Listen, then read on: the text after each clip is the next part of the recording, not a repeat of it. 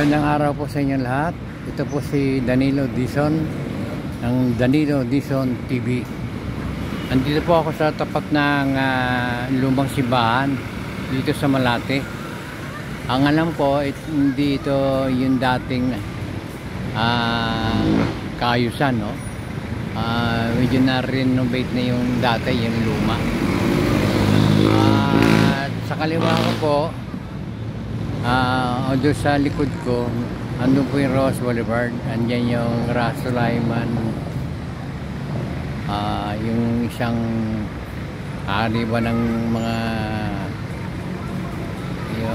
mga Muslim dito, sila yung munong Muslim bago tayo nasakop ng Kastila. Ay wala namang Pilipino noon. Talagang mga nakatira dito sa bansa natin noon na hindi pa Philippines ang tawag, ay hindi ko malaman kung maharlika. Kulang tayo sa Philippine history. Ayan po yung simbahan, no? Sa kanan po niyan ay yung stoplight doon, yun po yung San Andres. At nandiyan po yun dito dati yung kung buhay na kayo noon yung age sa People's Power 1986. Andito po sa likod ng aristocrat na to yung Celais Hotel. Wala na pa kayo makikita, giniba na. Ayan, sa likod nitong aristocrat. Wala na nadaanan ko, medyo giniba na at magtatayo yata ng bago building. Ito po yung aristocrat. So since 1970 siguro itong aristocrat na to kasi noong 1986 na dito ako nagtrabaho sa Celais Hotel. Wala akong trabaho noon naipasok lang ako sa PCGG. So under ng PCGG yung Celais Hotel, nasa Wester. Ito po yung yung monumento. Ayan, may hawak na itak. Ito po yung mga unang lahi bago dumating mga Kastila. Ito po yung kumbaga namumuno dito siguro sa Maynila. Ayan, monumento lang yan. Monumento.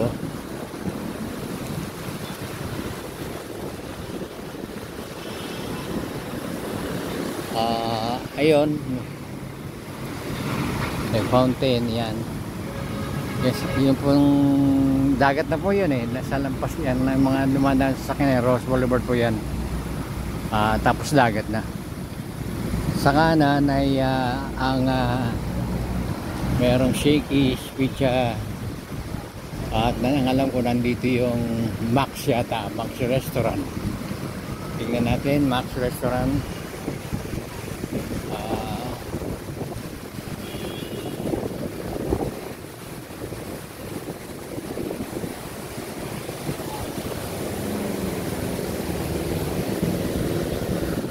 The house that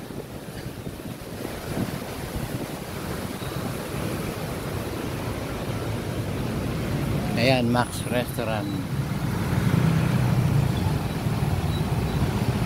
Okay.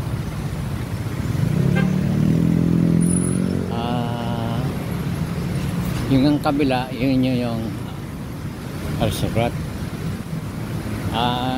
Kwentuhan ko kayo ng konti, yun lang kung ano lang nalalaman ko. Bago tayo sinakop ng Kastila hindi naman wala ng Pilipino noon. Kaya lang nagkaroon ng Pilipino dahil sa mga Kastila. Tinawag tayong, sila yung tumawag sa atin na Pilipino. Pero ang totoo niyan, iba-ibang tribo ang nakatira dito sa bansa natin. Bansa muna tawagin muna natin bansa natin noon kasi wala pang Pilipinas. So ang kwento ko na bago dumating ang mga Kastila sa atin, bago tayo sinakop, sinakop tayo, alam niyo naman po yung kwento na yan no? Na sinakop yung ating bansa ng mga Kastila. Meron nga tayong nababasa sa libro, yung Who Discovered the Philippines, di ba? Sa Cebu po yun, no? Ang nakadiscover sa kanilang paglalayag si Magellan. At sumalubong yata si Lapu-Lapu. At ang alam ko, naglaban sila. Yung konting kalaman natin, naglaban, natalo si Lapu-Lapu. Kaya nasakop tayo ng mga Kastila. At nung masakop tayo ng Kastila, naku po, doon na po maraming kwento kung bakit nagkaroon tayo ng sinasabi lang aborigines. Tayo yung aborigines, no? At bandang huli, sila yung namuno rito, nagkaroon dito ng governor, naging probinsya ito ng Kastila. Naging probinsya, lalawigan ito ng ano ba tawag doon? Spain, no?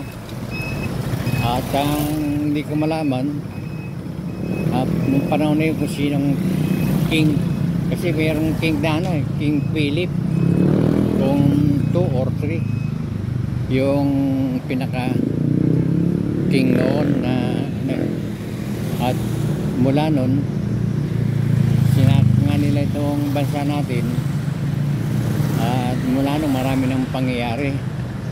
At alam niyo po ba, ayon sa mga kwento, 400 years, ulitin ko po, 400 years tayong sinakop ng mga Kastila. At sa mahabang panahon na yan, doon na po naglabo-labo yung mga dugo natin. Pero malamang ang mga Kastila na dito pinanganak, baka nga tinawag na nilang mga Pilipino. Tapos nagkaroon ng Inche siguro ng Hapon, kung sa 400 years na yon, marami ng lahi na nakapunta na rito. Mayroon kasi tayong napag-aaralan. Ang lahi natin iba-iba nalahian tayo ng Inche, iba-ibang lahi. Ang tawag nila Malay, Himalay. Yung mga nadidinig natin noon na pag-aralan natin, nakalimutan natin. So muna noon, nung sinakop na tayo,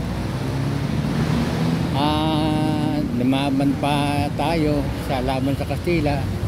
Nagkaroon ng mga Guerrero, mga matatapang na mga Pilipino na lumaban sa Kastila.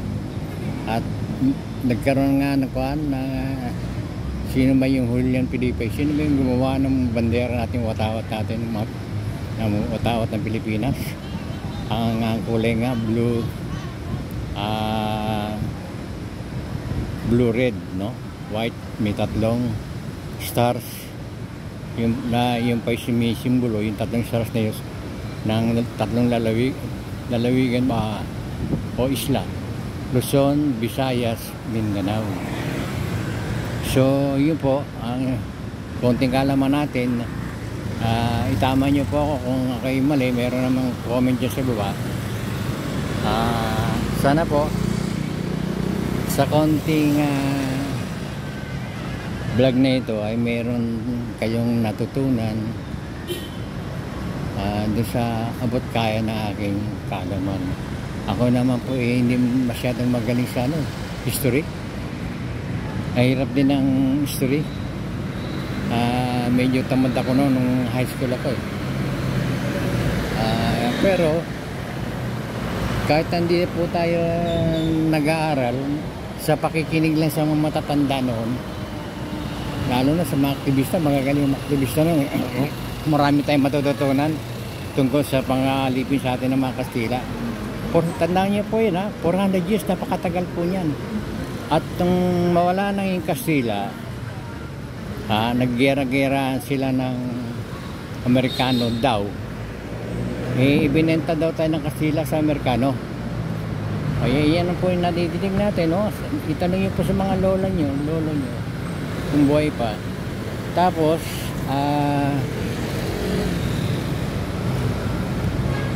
hindi ko malaman kung ilang dolyar yun, pinagbili daw tayo sa Amerikano. So nawala yung Kastila, Amerikano naman ang pumalit. Mga ilang taon din na ang Amerikano naman ang sumakop sa atin, at grabe daw yung mga pananakop ng Amerikano. Mayroon nga pelikula yung ang tawag dito, Sunugin ng Samar. May mga kwento na kung gaano katotoo na yung mga bata ibabato sa taas, tapos itatapat yung mga bayoneta nila, tusok yung mga bata, no? Ayaw kung gaano katotoo yun, baka naman marites lang yun. So sinakop nga po tayo ng Amerikano, at kumuha sila ng Pilipino na namuno ng ating bansa dahil nagkaroon na ng pangalang Pilipinas.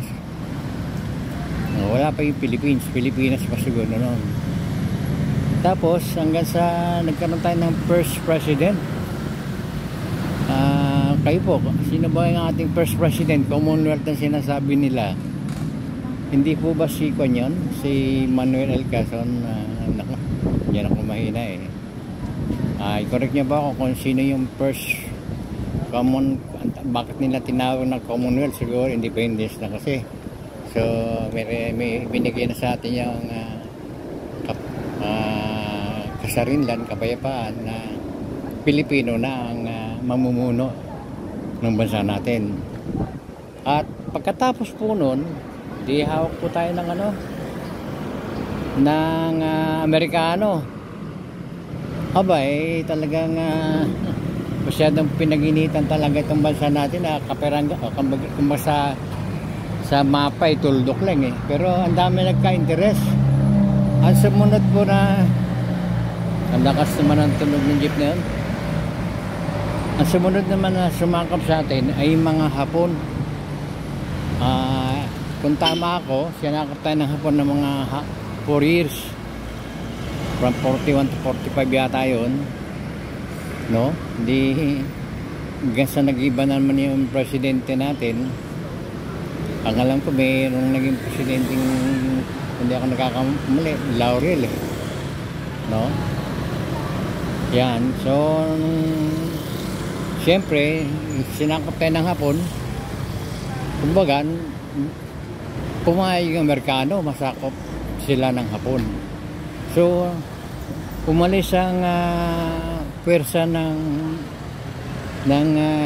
sundalong Amerikano sa Pilipinas sa pamunuan ni General MacArthur, no? Douglas MacArthur. At anong ipinangako, anong promise niya? Ang sabi niya, I shall return. At yung pong salitang I shall return, kinukorek po ng mga magagaling na teacher. Hindi daw dapat ganoon, dapat I will return. So anong nangyari? Naiwanan tayo dito, nakikipaglaban tayo sa Hapon, iniwanan tayo eh. So ang mga Pilipino ang nakikipaglaban sa mga Hapon. At matagal-tagal yun kasi wala naman tayong armas. So ang nangyari noon, guerrilla tactics. Nangaagaw tayo ng barel sa kalaban sa mga Hapon, at hindi nang ginagamit natin para pumatay sa kanila. So nga, matagal-tagal din yung laban noon. Dahil nagkaroon pa noon ng Death March. Kung alam niyo yun, Death March. Lahat ng mga pinaghihinalaan nila na hindi kakampi ng Hapon, itinuturo ng isang traidor na mga Pilipino na nakasuot ng bayong na may butas, tinuturo. Pag tinuro, dadamputin. So yun po ng mga istorya, no? Nagkaroon ng death march mula Tarlac ba yun, hanggang papuntang Bataan. At doon yata pagpapatayin lahat yung mga nakasama sa death march. Kung natandaan nyo, si ex-president Marcos, isa siya sa nakasama sa death march. At mapapanood nyo sa Nalundasin Case. Ano bang pelikula yon? Kalimutan ko na. Ginuhit ng Tadhana. Yun po yung pamagat ng pelikula. Luma na po yun. Pwede nyong i-search sa Google. Ginuhit ng Tadhana. At sa istorya ni Marcos, kasama siya doon sa death march. Doon siguro mga nakatanga yung mga nagbabantay. Tumakas siya. Buti nakatakas. Hindi siya na magiging presidente. So yun, kaya nga dating presidente Marcos ay dating yun, siyempre nakatapos siya sa UP, matalino yun ROTC yun, marunong bumaril, kaya nakipaglaban din as guerrilla. Nagkaroon po ng kaso yun dahil nakahaba na ng kwento natin. Nagkaroon ng kaso si bata pa no, si Ferdinand Edrelin Marcos. Siya po ay pinagbintangan na siya yung bumaril sa isang kandidato. Yung nga po yung si kandidato yun ng governor sa Ilocos, si Nalundasan. So siya po yung suspect kasi nag-uwi pala ng replyan. Kasi nga officer yata ng ROTC. So siya yung suspect.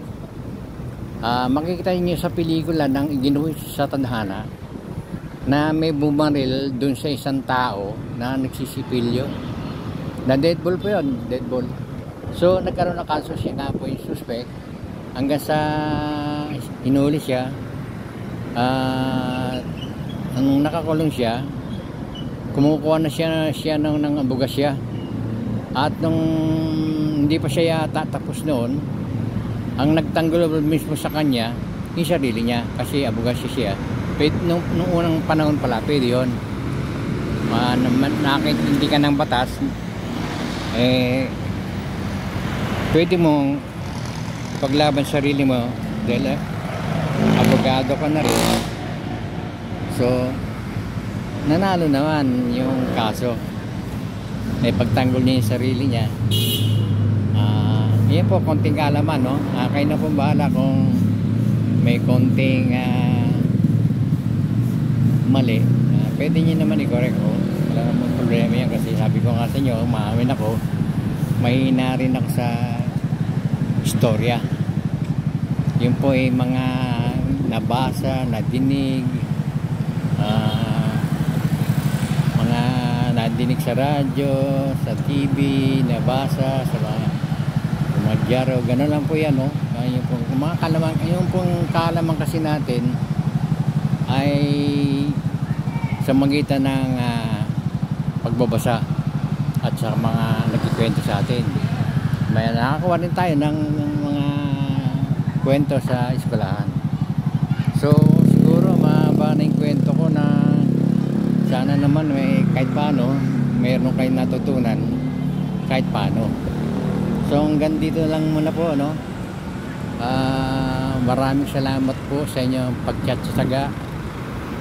Pag hindi naman ako teacher, yung akin lang ay mabigyan kayo ng konting kaalaman ko base sa aking mga narinig, nabasa. So hanggang dito muna. Kayo po ay nakikinig sa aking programang Opinion Ko, Opinion Mo. dito sa aking YouTube channel, Danilo Dizon TV. Maraming salamat po. Bye bye.